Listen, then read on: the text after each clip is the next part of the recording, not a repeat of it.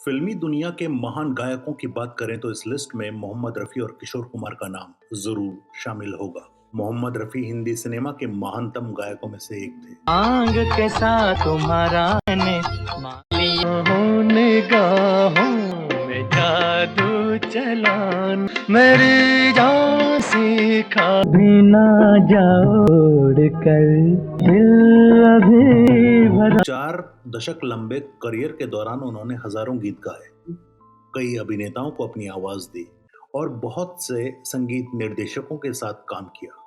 इसके अलावा उन्होंने कई शैलियों में गाने भी गाए। हिंदी फिल्म इंडस्ट्री की गायकी में उनके जरिए एक बड़ा बदलाव आया। वहीं किशोर कुमार भी गायकी की दुनिया में महान शख्सियत थे। उनके गाए गीतों ने हिंदी सिनेमा में एक अलग ही खुशबू घोली है, जिसकी धमक आज भी लोगों के दिलो दिमाग पर छाई है। आए तुम याद मुझे आने लगे चल के तुझे मैं लेके चलूं एक ऐसे गगन के तले। वे गायक होने के साथ साथ म्यूजिक डायरेक्टर, गीतकार, एक्टर, डायरेक्टर, राइटर और प्रोड्यूसर भी थे।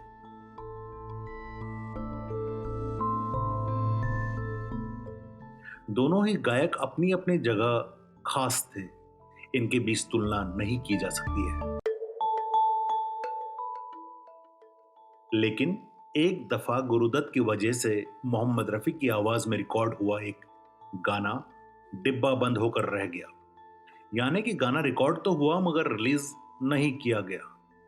फिर कुछ साल बाद उसी धुन पर जब किशोर कुमार ने आवाज दी तो वो गाना इतना हिट हुआ कि लोगों की जुबां पर चढ़ गया। वो गाना जो किशोर कुमार के करियर के सुपरहिट गीतों में शुमार हो गया, मगर उसी धुन पर रफी साहब का गाया मधुर गीत रिलीज ही नहीं हुआ। आखिर क्या थी वजह और कौन सा है वो गीत? आज द दिल्ली टॉकीज में इसी की कहानी।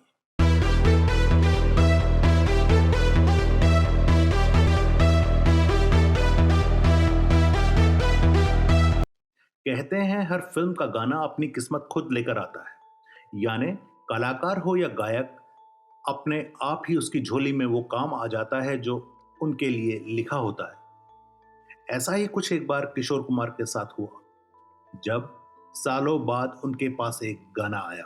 ये गाना किशोर कुमार के करियर के सुपरहिट गीतों में से एक है। गाना बताने से पहले आपको एक छोटी सी कहानी बताते हैं।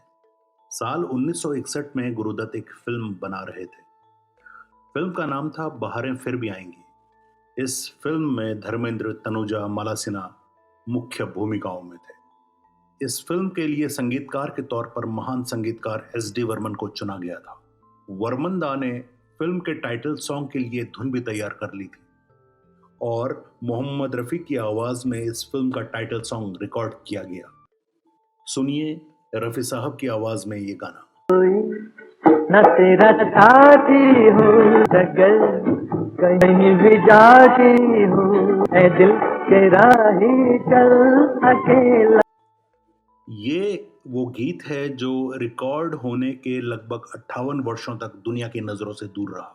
सन 2022 में पंचम मैजिक पुणे ने इस गीत को रिलीज किया।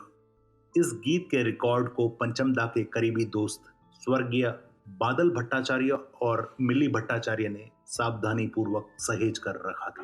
तेरे पीछे तूफानों की जम है, तेरे आगे वहाँ का यकीन है, बहारें भी आएंगी। जब फिल्म बहारें फिर भी आएंगी पर काम चल रहा था, अचानक उसी दौरान वर्मन दा की तबीयत बिगड़ गई। उन्हें दिल का दौरा पड़ गया।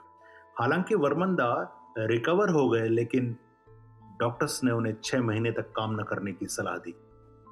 इसी बीच उनके संगीत निर्देशन में बन रही कई फिल्मों का काम रुक गया था। वहीं फिल्म बहारें फिर भी आएंगी को गुरुदत्त जल्दी से निपटाना चाहते थे।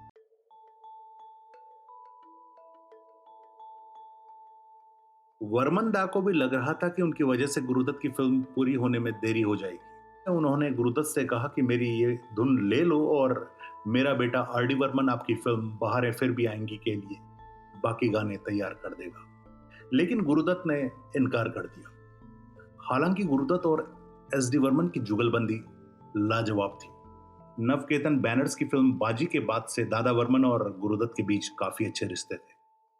एस डी वर्मन के संगीत निर्देशन में ही गुरुदत्त ने अपनी महानतम कृतियां फिल्म प्यासा और कागज के फूल जैसी फिल्में बनाई थी। जाने वो कैसे लोग थे जिनके प्यार को प्यार मिला। जाने क्या तूने कहीं कुछ बन ही गई। नहीं किया हंसी से तुम रहे तुम। लेकिन गुरुदत्त ने फिल्म बहारें फिर भी आएंगी के लिए ओपी नैयर को ले लिया।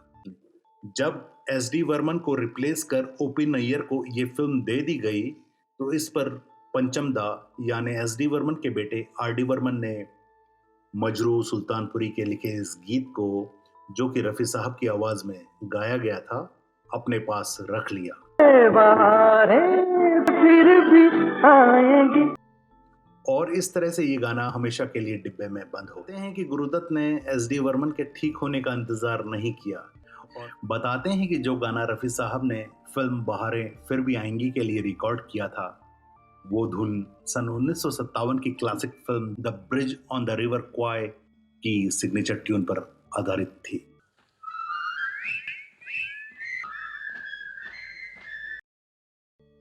चूंकि रफी साहब की आवाज में रिकॉर्डेड गीत, जो कि 1966 में आने वाली फिल्म बहारें फिर भी आएंगी के लिए संगीतबद्ध किया गया था, को रद्द कर दिया गया था। इस धुन को बाद में सन 1967 में आई देवानंद की फिल्म वेल थीप के गीत ये दिल न होता बेचारा के लिए इस्तेमाल किया गया था। ये दिल न होता बेचारा, कदम कोई अपना हम सफर होता। किशोर दा के इस गाने ने ऐसा जादू बिखेरा कि वो उस दौर का सुपरहिट गाना साबित हुआ और आज भी इस गाने का जादू बरकरार है। बताते हैं कि गुरुदत्त इस फिल्म को जल्दी से निपटाना चाहते थे, इसीलिए उन्होंने पंचम दा की जगह फिल्म बहारें फिर भी आएंगी की जिम्मेदारी ओपी नैयर को सौंपी, लेकिन इस फिल्म को अधूरा ही छोड़कर उन्होंने अपनी जिंदगी खत्म कर ली। दोस्तों, आज के किस्से में इतना ही, दीजिए इजाजत।